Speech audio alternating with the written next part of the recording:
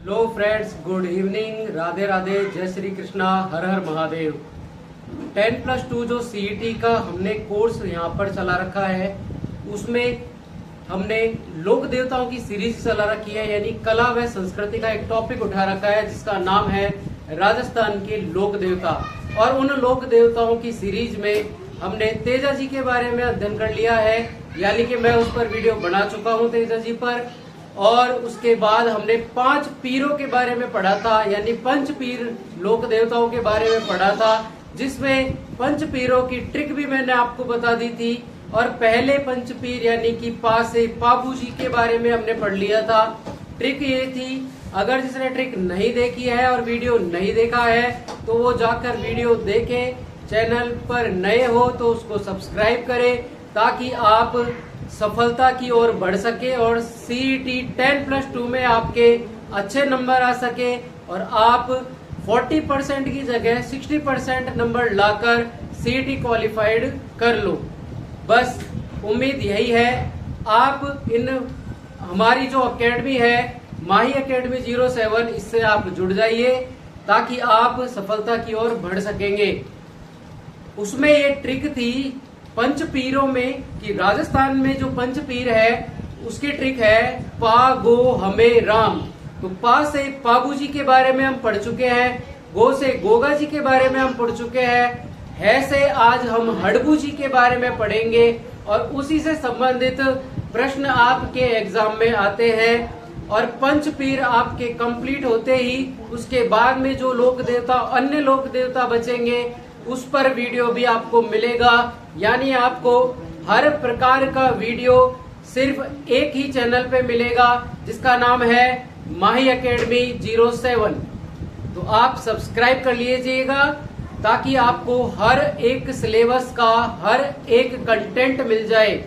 चलिए हम आगे बढ़ते हैं और राजस्थान के लोक देवता जो पंच पीरों में सम्मिलित है हड़बू जी, इनके बारे में जानकारी प्राप्त करते हैं। तो अपने कॉपी पेन उठा लीजिए और राइट डाउन करिए इन योर नोटबुक।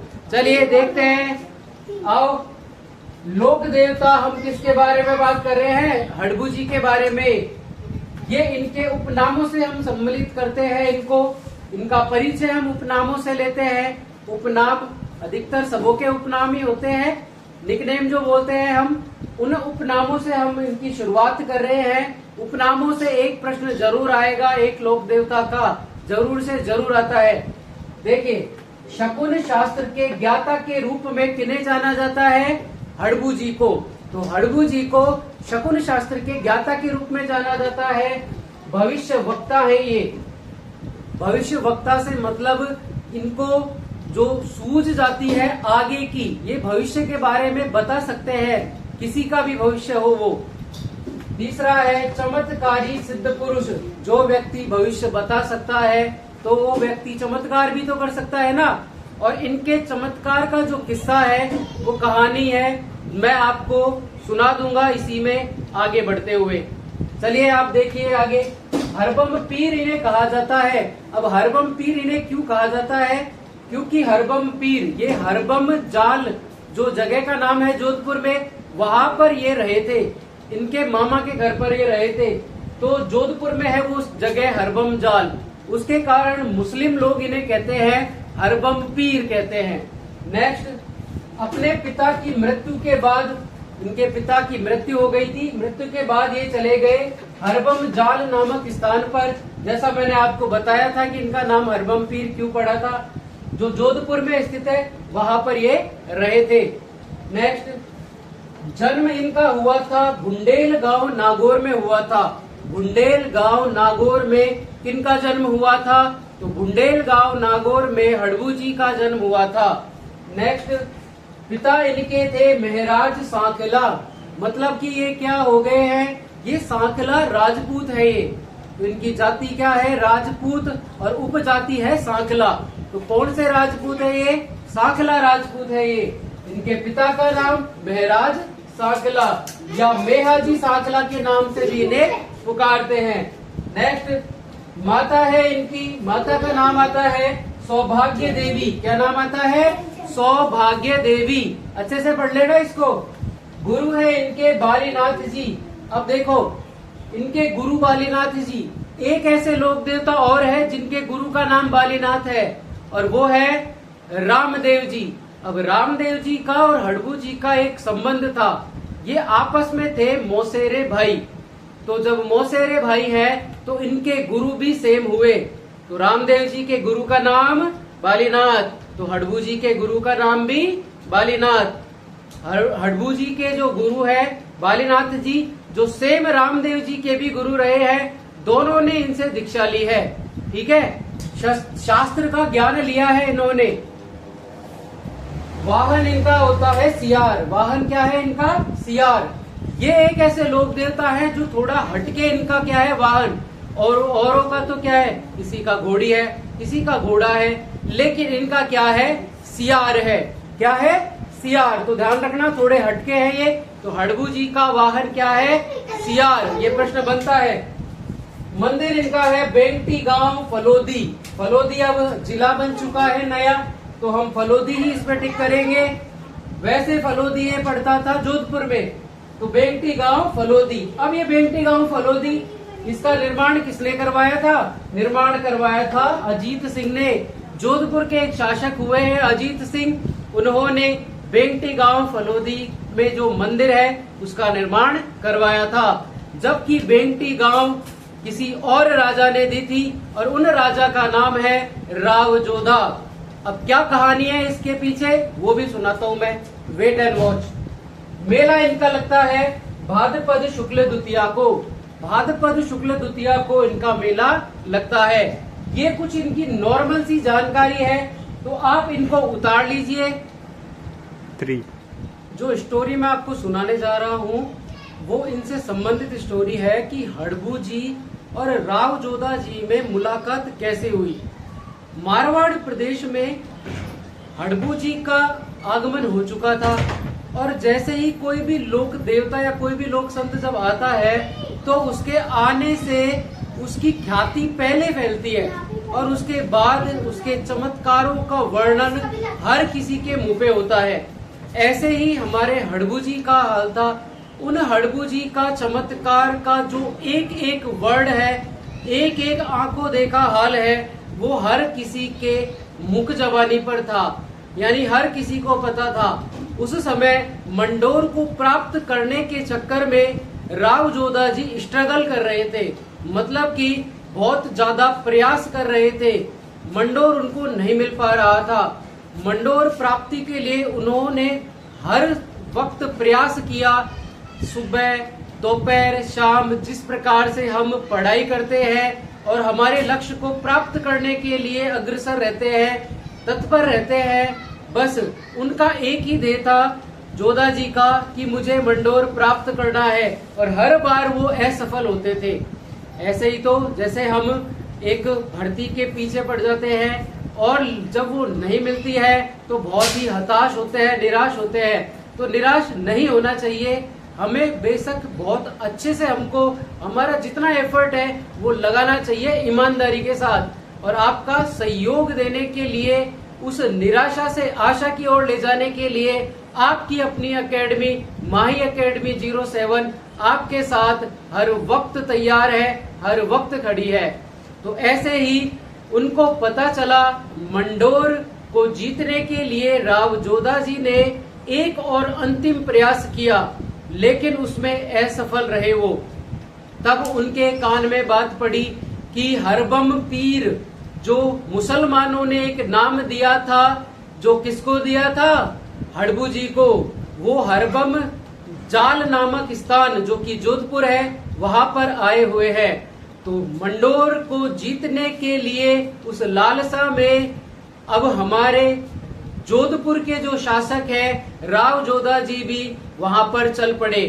अब राव जोधा जी ने वहां जाकर हड़बू जी से मुलाकात की और हड़बू जी से एक प्रश्न किया कि प्रभु, मैंने आपकी इतनी ख्याति सुनी है, आप इतने प्रसिद्ध हो, चमत्कारी हो, मुझे और कुछ नहीं चाहिए, बस एक चीज चाहिए, मैं मंडोर जीतना चाहता हूँ, जो मेरा खुद का है वो इलाका और वो मुझसे छीन लिया गया है, वो मेरा आशियाना है, मेरा घर है, उसको मैं वापस से चाहता हूँ। मैंने बहुत प्रयास कर लिए पर मुझे नहीं मिला। तो वो भविष्य वक्ता तो है ही हड़बू जी। हड़बू जी को सब माजरा समझ में आ गया। हड़बू जी ने कहा कि पुत्र कोई बात नहीं है, एक लास्ट बार यानी अंतिम आप प्रयास कीजिए। मैं आपको एक कटार देता हूँ, इस कटार को आप अपने पास रखिए और कुछ मूंगे दिए और उन मूंगों को आप खा लीजिए। जब तक पेट में आपके ये मूंगे रहेंगे और ये कटार जो मैंने भेंट करी है वो रहेगी, तब तक आप ये मंडोर या फिर कोई भी जागीर हो उसको आप जीत जाओगे। बस वो कटार ली उन्होंने हड़बू जी से और राव जोधा जी ने सर पर स्पर्श कराई और उसके बाद वो युद्ध के लिए चल दिए। और युद्ध में जाने के बाद उन्होंने जैसा कि हड़बू जी ने बताया था वैसे ही मूंगे उन्होंने अपने पेट में रखे, यानी कुछ मूंगे खाए और उसके बाद उन्होंने युद्ध लड़ा और वो युद्ध में जीत कर वापस से आए।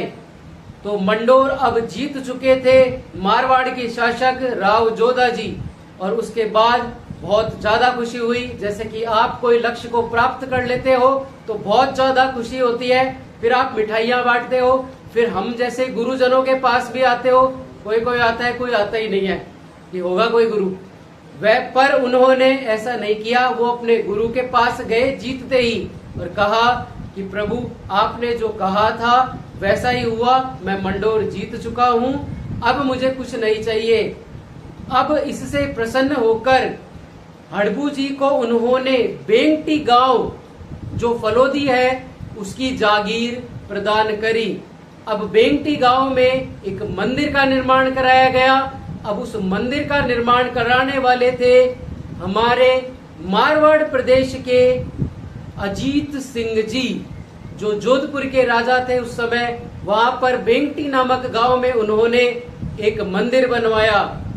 इसके बाद में उस बेंगटी गांव में जो कि फलोदी में है, उस फलोदी में हड़बू जी गायों को चारा भरकर लेकर आते थे और जिस बैलगाड़ी में वो चारा भरकर लेके आते थे उस बैलगाड़ी की पूजा की जाती है। तो हड़बू जी के मंदिर में बैलगाड़ी की पूजा की जाती है। क्यों? क्योंकि वो वहां पर क्या करते थे, उन पंगु गायों के लिए उस बैलगाड़ी में चारा भरकर लेकर आते थे। उस समय अकाल की स्थिति आ चुकी थी लेकिन वहां पर चारा खत्म नहीं हुआ। ये सब प्रताप था, हड़बू जी का चमत्कार था, इसलिए इन्हें चमत्कारी सिद्ध पुरुष कहा जाता है। तो ये छोटी सी स्टोरी थी इनकी मुलाकात की। आइए देखते हैं कुछ और तथ्यों के बारे में जो आप प्रश्न के रूप में भी लिख सकते हो या नोट्स के रूप में भी लिख सकते हो और जिनमें से प्रश्न भी बनते हैं। चलिए देखते हैं आगे। हड़बू जी ने राव जोधा को मंडोर विजय का आशीर्वाद दिया, जैसा कि मैंने आपको स्टोरी में बताया था, और कटार भेंट की। मंडोर विजय के बाद राव जोधा ने हड़बू जी को बेंगटी गांव जो कि फलोदी में है वहां की जागीर दे दी। ठीक है, उसकी जागीर दे दी। हड़बू जी के मंदिर में बैलगाड़ी की पूजा की जाती है और ये बैलगाड़ी में क्या लेके आते थे, पंगु गाय यानी विकलांग गायों के लिए चारा लेकर आते थे। इनकी पत्नी इनके साथ सती नहीं हुई। ये नोट डाउन करने की बात है कि ऐसे लोक देवता जिनकी पत्नी उनके साथ सती नहीं हुई है, ऑप्शन के हिसाब से हड़बू जी टिक कर देना, क्योंकि यही ऐसे हैं जिनकी पत्नी इनके साथ सती नहीं हुई है। इनका एक ग्रंथ है यानी पुस्तक है जिसका नाम है सांखला हड़बू जीरा हाल। तो इस प्रकार से हमने हड़बू जी के बारे में सब कुछ नॉलेज ले लिया है, सब जानकारी प्राप्त कर ली है। तो ये हमारे पंच पीरों में भी सम्मिलित है। तो इसी प्रकार से हड़बू जी के टॉपिक पर जो भी प्रश्न बनेंगे वो इस वीडियो में सब बता दिए गए हैं। तो अब हम आगे के वीडियो में अगले लोक देवता के बारे में चर्चा करेंगे, लेकिन कब आपको समझ में आएगा, जब आप पूरे लोक देवताओं को एक सीक्वेंस में समझने की कोशिश करेंगे। वो सिर्फ आपको यही इन वीडियो में मिलेगा, माही एकेडमी 07 पर मिलेगा।